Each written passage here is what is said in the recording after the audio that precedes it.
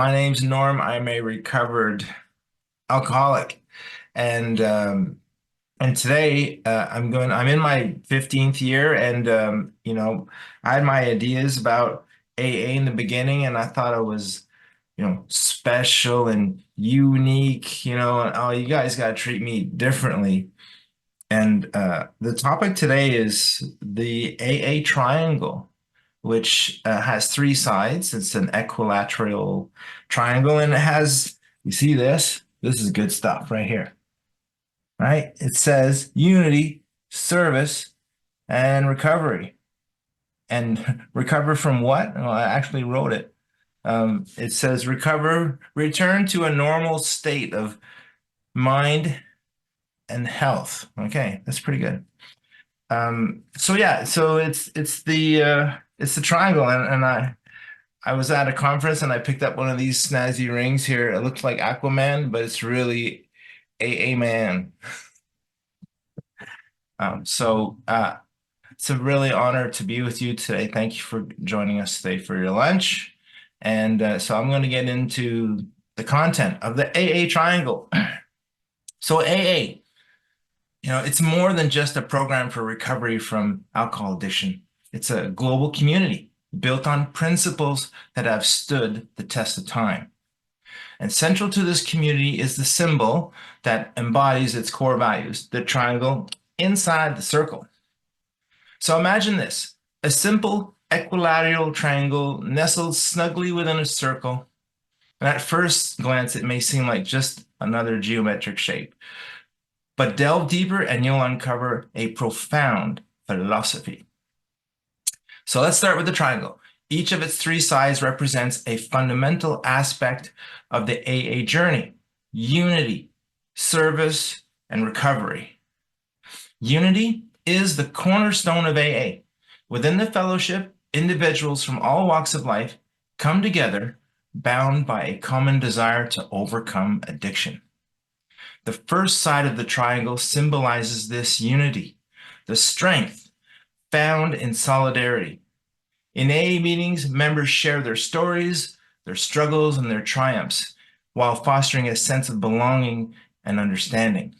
It's the acknowledgement that no one walks the path to recovery alone. And next, we have the other side, the second side, service. So the second side of the triangle embodies the principle of giving back. Service is not just about lending a helping hand, it's about selflessly supporting others on their journey to sobriety.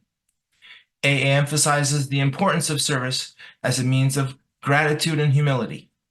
By reaching out to fellow members, sponsoring newcomers, and participating in service commitments, individuals not only strengthen their own recovery, but also contribute to the collective well-being of the group.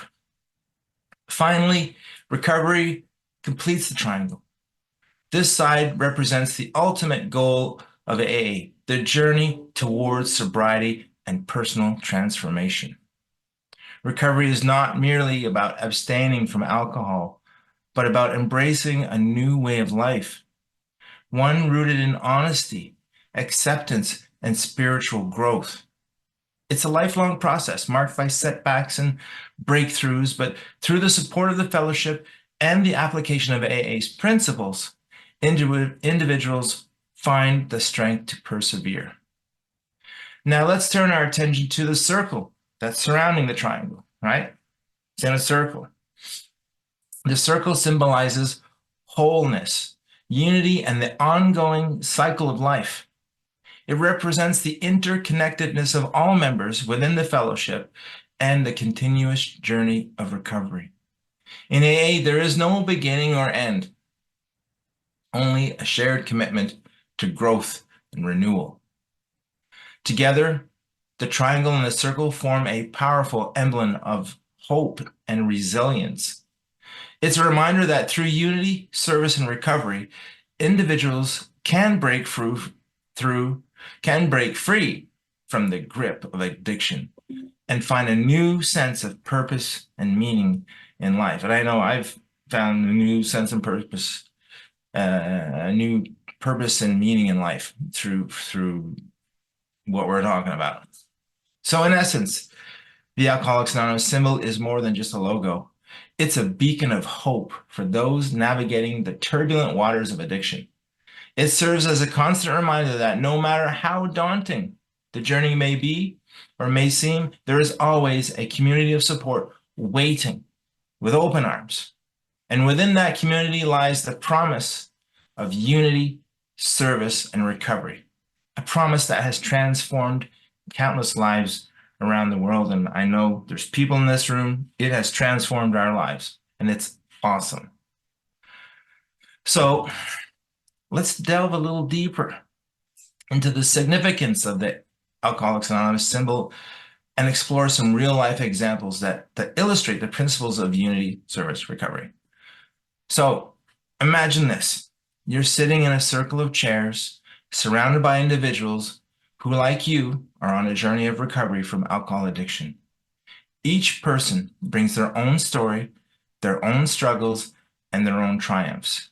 Yet, despite the diversity of experience, there's a common thread that binds everyone together: unity. And unity, the first side of the triangle, is palpable in the shared sense of understanding and empathy within the group. Take, for instance, the story of, we'll say Sarah, not you, Sarah, but another Sarah, who found solace in AA after years of battling alcoholism alone. As she sat in the first meeting, listening to others recount their struggles, she realized she was not alone. The sense of unity she found in that room gave her the courage to open up and seek support. And today, she's sober and grateful for the sense of belonging she has found in the AA community. And we are a community. But unity is not just about finding comfort in shared experiences. It's also about offering support to others. Consider the example of John, not this John, another John, who has been sober for 10 years, now serves as a sponsor to newcomers in AA.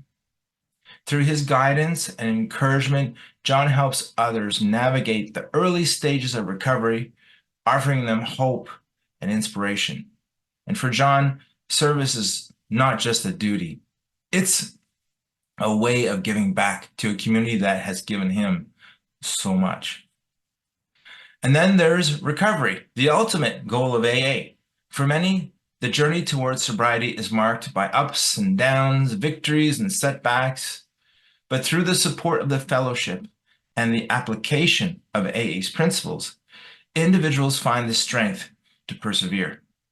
Take, for instance, the story of Mike, who relapsed multiple times before finding his footing in AA.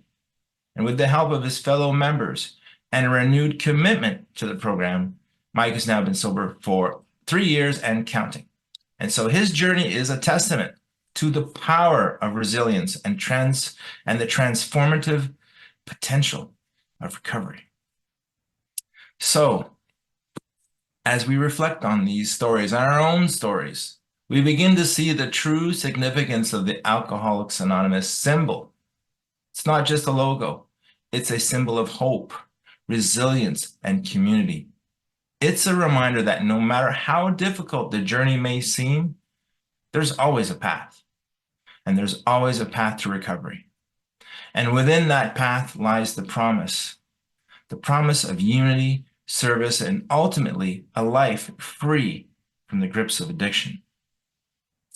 So, as we gather in our little virtual circle today, let us take some inspiration from the stories of those who have walked this path before us, and let us embrace the principles of unity, service, and recovery, and let us continue to support one another on our journey towards healing and wholeness. For together we are stronger than we could ever be alone. So a little story about the unity thing. So this is me, in, I don't know, month 2, so many years ago. And I'm up in Tremblant. I'm going to a French meeting, an AA meeting. And you know how please identify yourself. And I would say, I'm Normand, I'm a toxicomane, I'm an addict. And then the other ones would go, I'm an alcoholic, I'm an alcoholic, I'm an alcoholic. And then one time, this old timer, he comes up to me and says, hey, Normand, he says, you know, when we're in AA, we say we're alcoholic, you know, for unity, for the unity. And I said, well, look, you know, I'm going to identify any old way I want to, you know, because I'm new and I'm special and I think I'm unique. He says, but Norm, you know, uh, it's best to identify as an alcoholic because if you keep saying, you know, you're an addict, you know, the old guys in the back there, they're alcoholics. They've never touched drugs. And they're going to look at you and say, "Oh, he's an addict. I don't know anything about taking drugs. How am I going to help him?" So he says, "Normally, for our unity, you should qualify yourself as an alcoholic." And then, you know, the little light bulb came on and like, "Oh, thank you." So now, normal alcoholic, you know, and when I'm in the other fellowship, I'm a toxicoman. And so that was my unity lesson. Normie, you got to be like everyone else because. So thank you for listening to this speech about this awesome symbol. I mean, it makes sense to me. It's helped me, and life is 1,000 times better now that I've gone through this full process and continue to work the steps, the principles, and help other men. So, so thanks, everyone. Part two here. So how am I? How am I doing this stuff? How am I practicing recovery? I'm in my 15th year, and so you know, how do I stay sober, and how do I keep these awesome benefits going? So with with the service part I'm helping men go through the process of the 12 steps, and the way I do that is like I see them coming in to the meeting, and you can tell when they're new. They're picking up a white chip for a month. So I just do what my sponsor told me to do because I trust him. Everything he says, I do. So he says, Norm, go tap him. Go tap him on the shoulder and say, hey, welcome. You know, you're new? Yeah, hey, cool. No, no, no. And then you want to go for a coffee? And then we go for coffee. And then we sit down and I tell him a little bit of my story. I tell him how screwed up I was, right? And then what happened, the change, and then how good things are right now. And I don't mention the God thing right away because I might ruin a good chance to help someone. So we can talk about God later, unless they're like, yeah, God's it. Okay, we'll talk about God. And at some point, in that conversation, they're going to interrupt me to say, "Yeah, me too, me too." I'm like, "Okay." And here comes the pitch. Yeah, do you need some help? Because I need to help men go through the full process of the 12 steps to stay sober. I need to do this to stay sober. So, do you need help? And usually they say yes.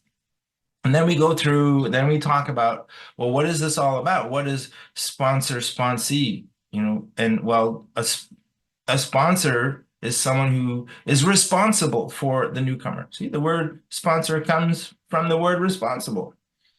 And so what I do is we have a contract. I ask them, why are you here? What's, you know, what are your issues? That stuff. And then the contract is three parts. I say, okay, you know, are you willing to go to any lengths to stay sober, right? Actually, that's number two. The first thing is, are you willing to go through the full process of the 12 steps with me?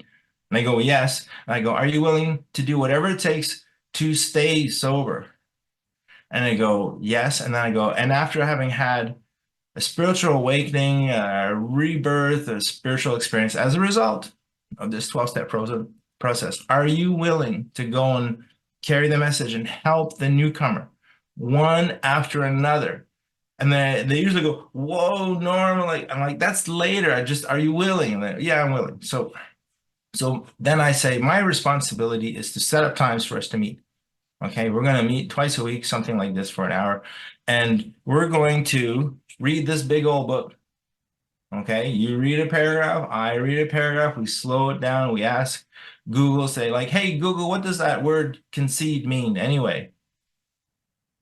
On the website dictionary.com, they say, to acknowledge as true, just, or proper. Admit, he finally conceded that she was right. Synonyms, grant. Thank you, Google. Deny. To find out more, look for the link in your Google. Hey, Google. Google is. Thank you. So, and we use the Google because words are important, right? And there's a lot of good words in there. And Bill was writing this in the 30s, so he writes in a certain style. So we don't want to miss anything. So we're very thorough with what they're reading, and we stop, and we talk, and we get through the big book like that. And I assign some homework to some XA speakers for them to listen to, and I'm also testing them out to see if they're actually willing to do the work. So I'll give them homework and we'll say, can you have this done in 2 days and write something and then get back to me? And if they don't, then I have them read the contract back to me. And like, hey, I thought you said you're willing to go any steps, right? Okay, so and it works sometimes and sometimes it doesn't work, but it's always good for me because it keeps me in my big book because we're reading it together. It keeps me going to meetings because the new guys say, Norm, you want to go to a meeting? I'm like, okay, we'll go to a meeting. So I'm going to meetings with the new guy, and it keeps me praying and meditating because I'm telling them, like, hey, did you pray and meditate before calling me on this? And it also keeps me calling my sponsor, keeps me in contact with my sponsor because often I don't know what to do with these guys. They come up with a situation. I'm like, I don't know. I can't find it in the big book. I don't know. Let's call Mark. And there's three of us. And Mark pulls out his spiritual jackhammer, boom, boom, boom, boom, boom, and he gets right to the problem. And then, and the solution. And then I learn, he learns, we all learn. So I think that process of helping men one after another, and there's been many over the, I don't know, 13 or so years, and they don't all make it. And that's the way it is. At first I was upset when they wouldn't make it, and now I understand. It's just the way it is. They're not ready or whatever. They'll never be ready. And so I just go find another one, and I wish them well. Yeah, the unity is these groups. I've been going to the same group for since I left Toronto, 13 years. Some of the same people are still there. Like I've never held on to any relationship with anybody that long. But to see these folks and go, hey, and I get the hugs and the love and there's some unity right there and some recovery. What other questions did you want to ask, John, or are we at time? Another one is how do you do your personal recovery? And then like how many meetings do you go to? How many guys you sponsor? And then how do you work the steps on a continual basis after 15 years? So a number of guys. So each guy that I take on, whether it goes somewhere or not, I give him the number, right? And I'm at number 91. And a couple of meetings a week. So I'll do minimum one, but they say one meeting every 7 days makes 1 week. Okay, so but it's probably 2 or 3, and I go to meetings in other places in New York City. I do a Zoom meeting there, and I go to meetings when I'm in Tremblant and French, and then there's upper room, and then a new day meeting 7:30 in the morning, and I go pick up some guys at Jericho. I'm like, get in the van, we're going. Nobody gets in the van except Marco, and then I bring him back. We'll go for breakfast. Continuing doing the steps is doing this process with the newcomer because we're reading through it, and if I have something and stuff comes, if it's something really hot, I'll call my sponsor and we'll do a mini 4th step on that thing, right? And he'll just put me through, through the process, and then, I'll go off and say sorry to somebody, or I'll pray for him because I'm mad at them. I got supposed to pray for them. So that stuff works. Like, what was the other question, John? How many guys do you sponsor at one time? So it's normally 2. So it's been more. That's heavy. Usually when there's more, I just have them all show up at the same time. Okay, we're all going to start and finish at the same time. So I'm doing that with 2 guys right now. And yeah, like it's not going fast enough for me because I do it the way we did it. And like, man, we did it in 5-6 weeks where I was out there saying sorry to people. I'm looking for sponsees.